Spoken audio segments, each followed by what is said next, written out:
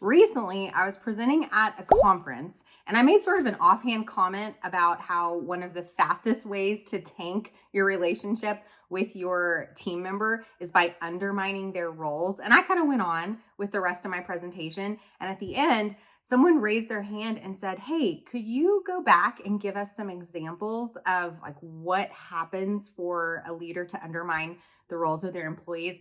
And right there in the moment, I thought this calls for a People Ops Problems video. So on this video, I'm going to share with you 5 ways that employees share with me that their managers undermine their roles.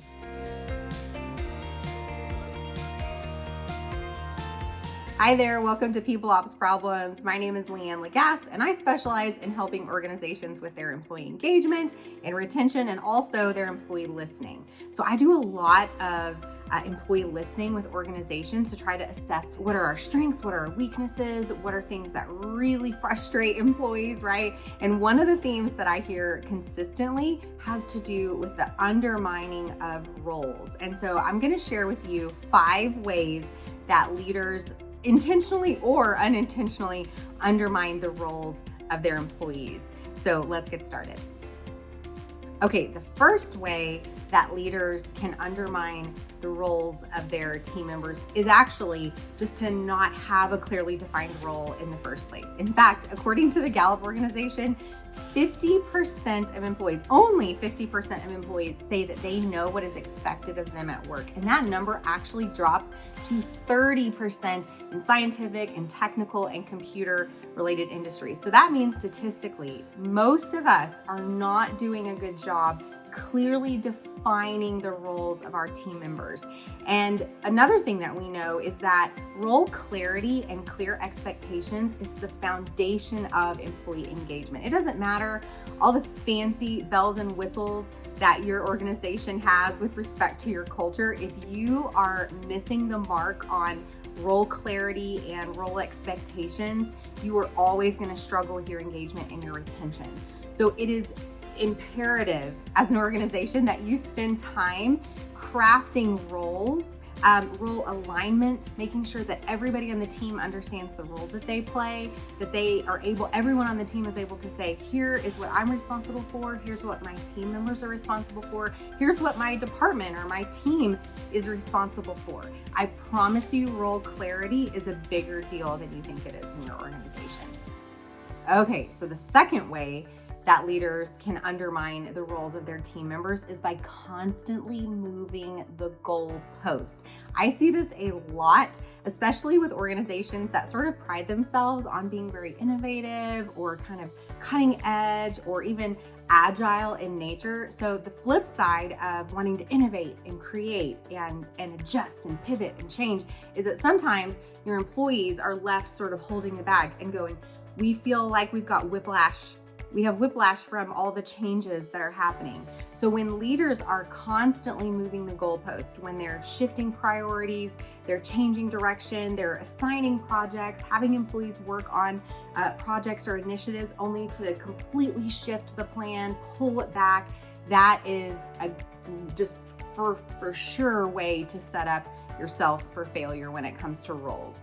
Just yesterday, actually, I read a story. I was on Twitter, or I guess it's not Twitter anymore. I guess it's X now. So I was on X and I was reading a story of a work team that was asked to work overtime during the holidays last year. They spent a lot of time together working on this project only to have executives return after the break and sort of squash the project for a more innovative, strategy. And you can imagine how those employees felt, not only about their roles, but about the culture of the organization altogether. So number 2, make sure that you are not shifting priorities without really good reason to do so. Make sure that you're considering how much work and time and effort your employees have put into what you already told them to do, right? Or expected them to do or gave them ownership over. This is a major way that you can undermine your employees without really realizing that you're doing it. All right, the third way that leaders can undermine the roles of their team members is just good old-fashioned micromanaging. There is nothing like trying to do your work and feeling like someone is looking over your shoulder every 5 seconds, is correcting the smallest things just based on their preferences, not yours. They're constantly trying to hoard ownership of tasks or initiatives that should theoretically be yours to own. So please, leaders, make sure that when you're thinking about the ownership that you have versus the ownership that you're giving away to your team members, that you're cognizant of how you're impacting them, right? That you're thinking about the ways in which you might be micromanaging them. I have a friend who just told me the other day that when she used to have a job where she could see her boss anytime she got into a Google Doc to sort of work on it, that her boss was sort of just there hovering constantly, watching the changes that she made. They never had conversations about it, but she could always see that he was watching. And that's a nightmare if you're an employee, and it's definitely going to undermine your role. So leaders, make sure that you're defining the ownership that you have versus the ownership that your team members have. That's going to establish role clarity, and it's going to keep you from making this big mistake.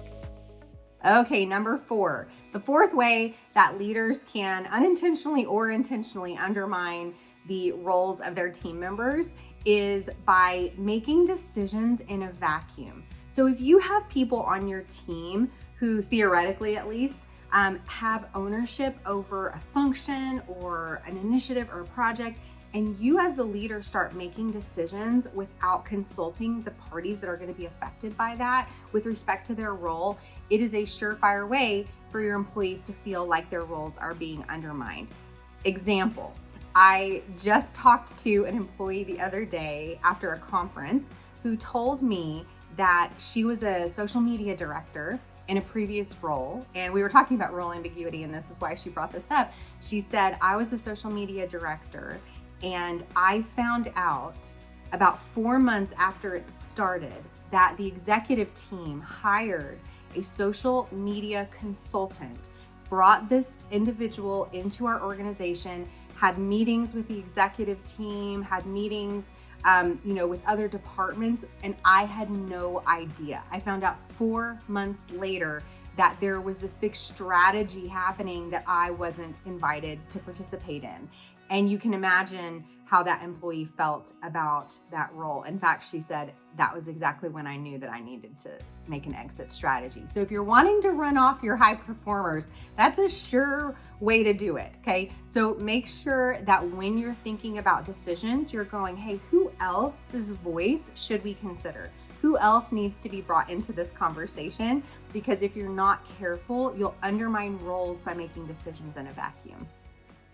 Okay, so the fifth and final, although not the final in general, but the fifth that we're going to talk about today, the fifth way that leaders can undermine the roles of their team members is by not backing employees up. So when I do employee listening initiatives, this is something I hear a lot. An employee might say something to me like, we have this policy about, how we engage with customers. And so then we as employees try to follow that policy only to have a leader, a manager, a director come in and say, it's fine, come on back, or whatever it is. And that is another really easy way to make your employees feel like you've undermined them and that you've caused trust to erode maybe between other clients or departments. So you have to make sure that you're backing employees up when it comes to policies and procedures, but also if your employees make a mistake. Leaders take ownership. Leaders take responsibility. I had a leader early on in my career who was fantastic for about a million reasons. But one of the things that he told me that really stuck with me, that I have now said to every person I've ever led, of just like the over 100 people that I've led over time, is he said to me, I will always back you up. Even if I disagree with you, a decision you made or the way you handled something, I will always back you up unless, one, what you've done is unethical, right? It's hard to back somebody up if, what they've done is unethical. Or he said, if you have done something that is clearly outside of our policies and our procedures, I can't back you up in those cases. But in every other case, I promise I will back you up and then coach you to the side. If I disagree with something, I'm going to back you up and have the conversation I need to have over here, but then coach you up and help you understand what was problematic about the way you handled that, how you should have approached that conversation or that decision or whatever it is. And that always made me feel so safe with my leader. And so in the same way, do everything you can if you're a leader to back up your employees. That doesn't mean that you're gonna, make excuses for them. It means that you're gonna do everything you can to sort of take ownership yourself, and then yes, do the work of coaching them up and correcting them and giving them critical and evaluative feedback and even disciplinary measures if necessary, right? But as much as you can, back up your employees, because it's a really quick way to undermine roles when you jump in and make an exception for a client in front of them when they've already tried to follow through on a policy. Do everything you can to back them up. And there you have it. 5 ways that leaders intentionally or unintentionally undermine the roles of their team members. As always, thanks for being here, and I'll see you next time.